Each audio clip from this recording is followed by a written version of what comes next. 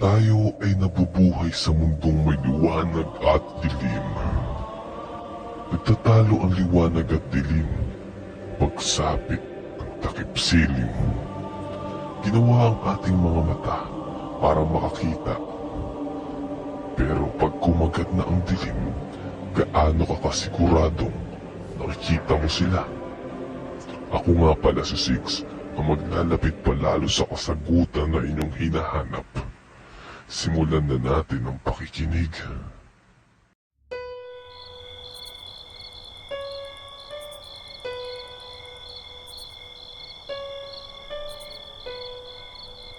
Isang gabi sa isang bus terminal sa Maynila. Maraming pasahero ang nagmamadaling umuwi sa kanilang tahanan. Sa gitna ng maingay at masikip na terminal, si Lara, isang dalagang galing Maynila, nagmamadali sa kanyang biyahe pa uwi sa probinsya. Bitbit ang backpack at ang kaunting pasalubong. Umakyat siya sa bus na bihira nang mapuno sa ganitong oras ng gabi. May kitang nakaupo si Lara sa ikatlong hanay malapit sa bintana. Binabasa niya ang isang text mula sa kanyang nanay. Ingat sa biyahe anak, huwag masyadong matutulog sa daan, lalo na sa gabi. Napabulong si Lara sa kanyang sarili. Palaging nag-aalala si nanay. Sabay ngiti. Ang driver ng bus, isang lalaking matipuno, ngunit tahimik.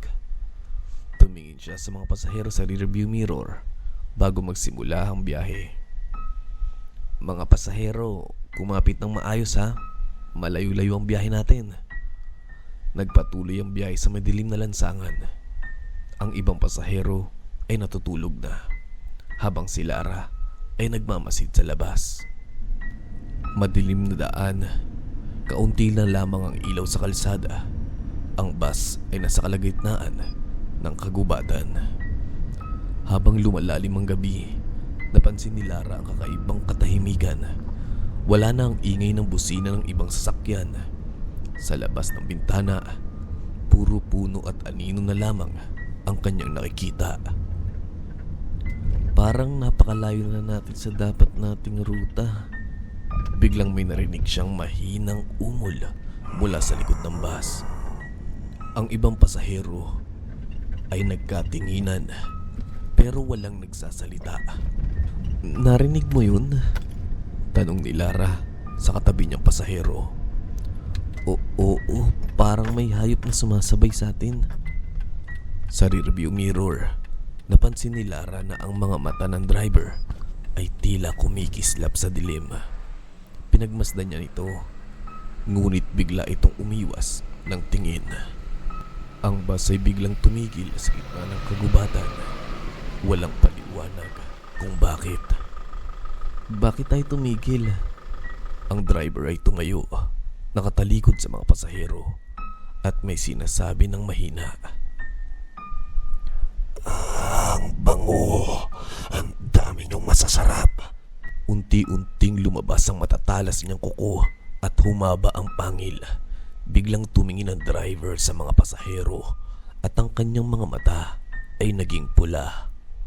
Napukaw ang atensyon ng lahat ng pasahero sa isang pasahero na nagsabing, "Merong aswang." Nagkagulo ang mga tao. Sinubukang buksan ni Lara ang pintuan ngunit nakalak ito. Ang ibang pasahero ay nagtangkang lumaban, ngunit mabilis silang naunahan ng driver.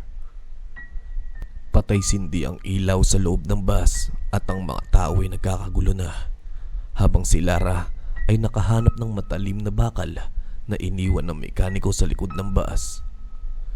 Hindi ako pwede magpatalo dito. Habang abala ang aswang sa ibang pasahero, dahan-dahang lumapit si Lara. Nang ito ay lumingon sa kanya, bigla yang inundayan ng saksak sa leeg ang aswang. "Hampas lupa!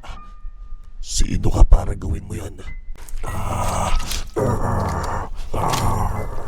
Habang inuundayan ni Lara ang pananaksak sa driver, napilitan itong tumalon palabas ng bintana at tumakbo sa kadiliman. Mga ilang minuto lang ang lumipas ay may mga dumating na tulong at nailigtas sa mga natirang pasahero. Si Lara, bagamat sugatan at pagod, ay nagpapasalamat na buhay pa rin siya. Hindi ko makakalimutan ang gabing ito pero kailangan kong maging mas maingat sa susunod. Habang papalayo ang ambulansya, isang anino ang muling sumulpot sa gilid ng kagubatan. May isang pares ng pulang mata ang nakasunod sa ambulansya.